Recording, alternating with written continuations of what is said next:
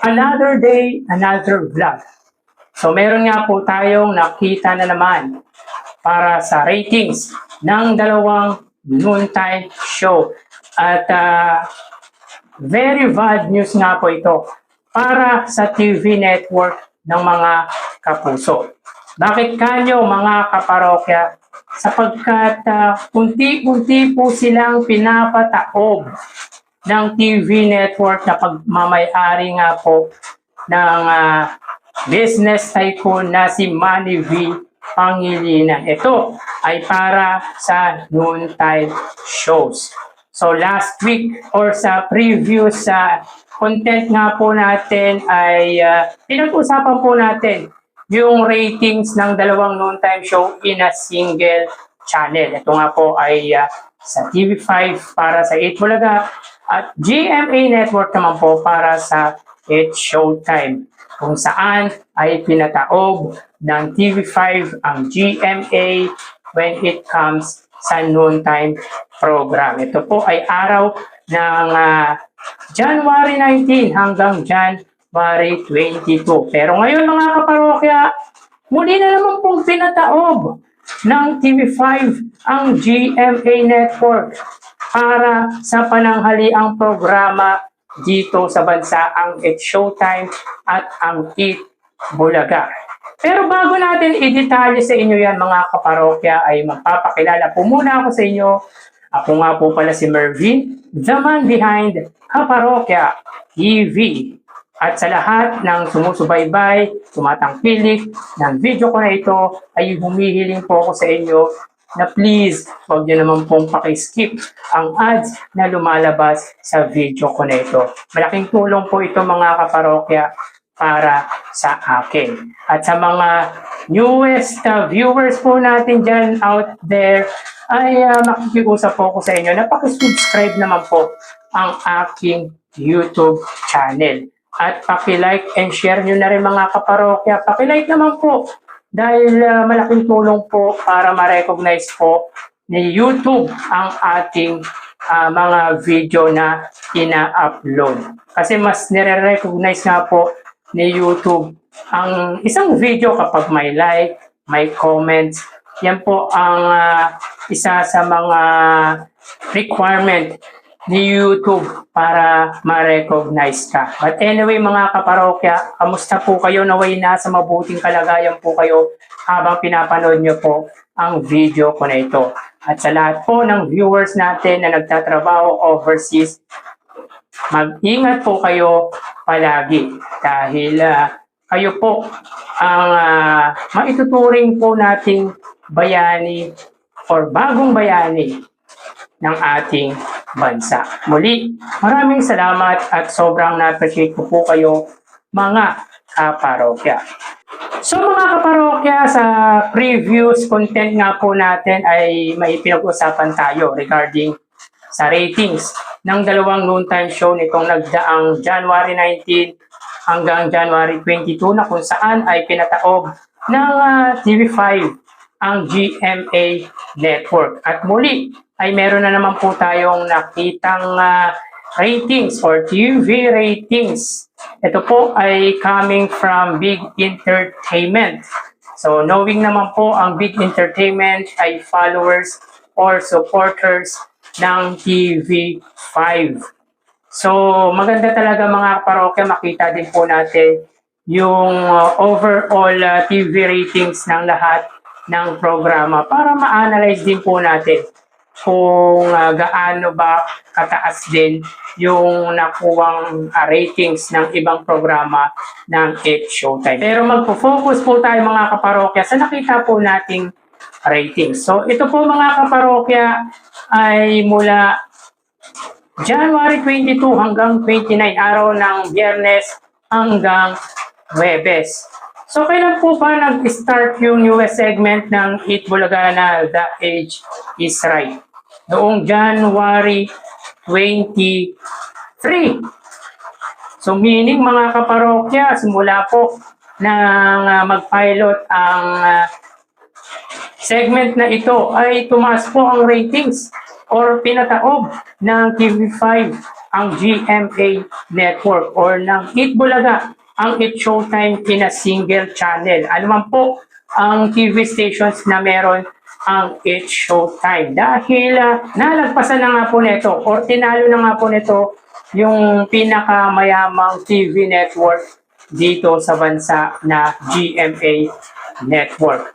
So sabi dito ni Big Entertainment mga kaparokya, kung susumahin daw po yung overall TV ratings ng dalawang TV network ay meron daw po ang Eat Bulaga para sa TV5 na 18.5% at ang GMA para sa Eat Showtime ay 16.1%. So meaning ay 2.4% ang inilamang ng TV5 para sa GMA Network. So nung Friday mga kaparokya, meron niya po ang TV5 at ang Eat Bulaga na 3.1% at ang Eat Showtime ay 2.8%. So dito ay 0.3% ang pagitan ng dalawang TV network pabor sa TV5. Noong Saturday ay 3% para sa TV5, 2.7 naman po sa GMA Network. Noong Monday ay 3.2% ang Eat Bulaga at 2.5% naman po ang Eat Showtime. Noong Tuesday, Martes, 3.2% ang TV5 at 2.5 naman po ang Eat Showtime. Noong Wednesday, 3.1% para po sa Eat Bulaga at 2.6% naman po para sa Eat Showtime. At noong Thursday, mga kaparokya, 2.9% para po sa Eat Bulaga at 3% naman po sa Eat Showtime. 2.9% sa TV5 at 3% sa GMA Network. So isang beses na nga lang pong nagwagi ang GMA sa TV5 ay gabuhok pa po ang nilamang nito sa TV network ng Iconic Trio. 0.1% lamang po ang pagitan nilang dalawa. So kung makikita natin dito mga kaparokya ay dominated ng TV5 ang GMA Network. Lahat po ng TV stations ng Eat Showtime ay dinomina ng TV5. So anong nangyayari mga kaparokya sa GMA Network para sa Eat Showtime?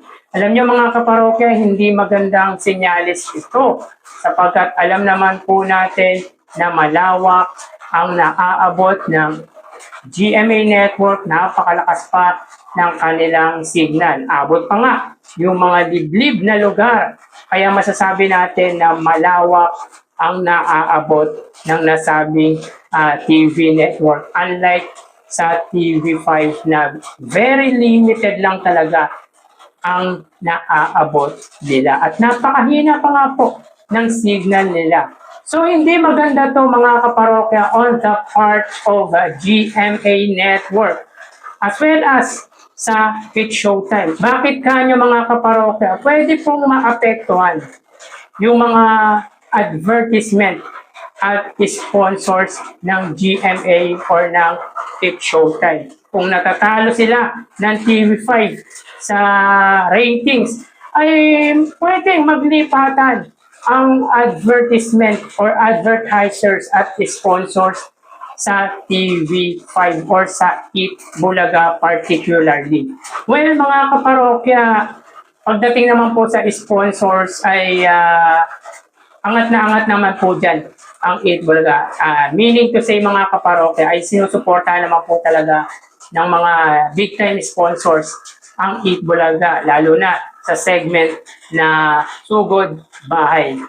At kung napapansin nyo mga kaparokya, bawat segment ng Eat Bulaga ay meron po talagang sponsors. Patunay lang po yan na suportado nga po ng mga kumpanya, ng mga iba't ibang produkto ang nasabing noontime show. So, pagdating sa advertisement, kapag gantong bumababa ang ratings, ay pwedeng maglipatan sa mas malakas or mas mataas yung ratings. Pero mga kaparokya, ito ay kung magtutuloy-tuloy lamang. At hindi rin po maganda ito para sa It's Showtime dahil kung magtutuloy-tuloy mga kaparokya ang pagbulusok pababa ng ratings ng GMA para sa noontime show ni na Vice Ganda ay may tendency baka hindi na po i-renew ang kontrata with ABS-CBN and GMA Network when it comes sa noontime program. Siyempre, hindi na po sila nag-rate eh.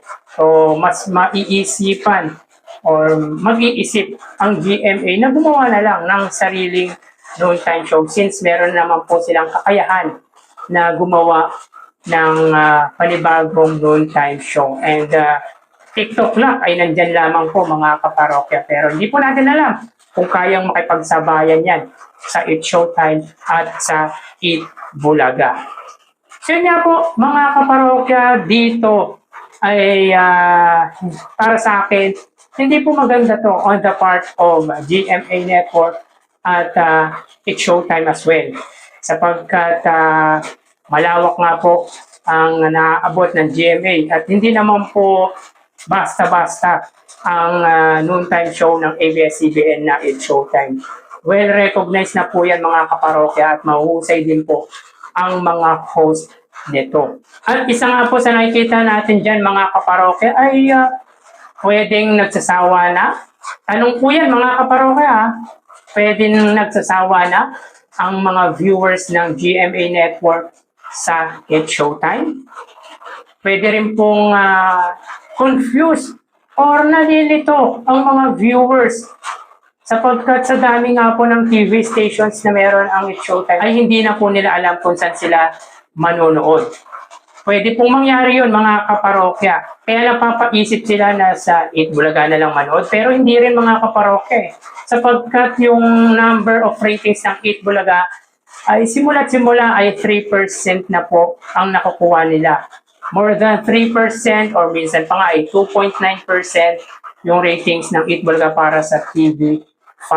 Pero pwede kayang yung ibang viewers ng mga kapuso ay nanonood sa Eat Bulaga. Possible po yun. Meron din pong mga kapamilya viewers ang nanonood sa noontime show ng Iconic Trio. So dito mga kaparokya, kung magtutuloy-tuloy ang pagbaba ng ratings ng GMA para sa It's Showtime ay pwedeng yung ibang advertisers ng It's Showtime ay lumipat sa katapat na programa nito. Sapagkat tinatalo nga po ng Eat Bulaga ng TV5 ang GMA Network na alam naman po natin na sabihin natin pinakamayamang TV network sa kasalukuyan. Bukod sa ABS-CBN, yung ABS-CBN dati ay mayaman, malawak. At talagang tinatalo nito ang GMA Network. Pero pagdating sa noontime show, pinapatawag po sila ng Eat Bulaga noong time na nasa GMA po ang Eat Bulaga. So dito mga kaparokya, Thursday lamang po nanalo ang GMA sa TV5 at gabok pa po ang inilamang nito sa TV5. So kayo mga kaparokya, anong masasabi niyo patungkol po dito? Paki-comment naman po yung pwedeng idagdag ninyo sa opinion ko kung bakit biglang bumaba ang ratings ng It's Showtime para sa GMA Network. So hanggang dito na lang po tayo mga parokya. Magsingat po tayo palagi. Thank you and God bless.